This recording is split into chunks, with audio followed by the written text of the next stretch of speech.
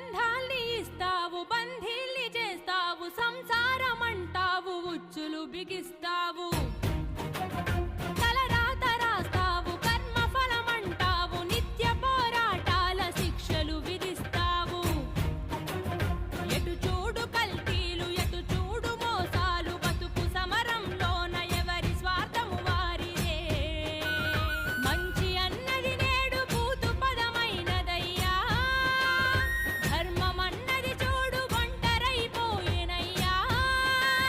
పైనేమి చేస్తున్నవయ్యా, దిగి వచ్చి రక్షించవయ్యా, లేదంటే మా ఊపిరాపేయవయ్యా.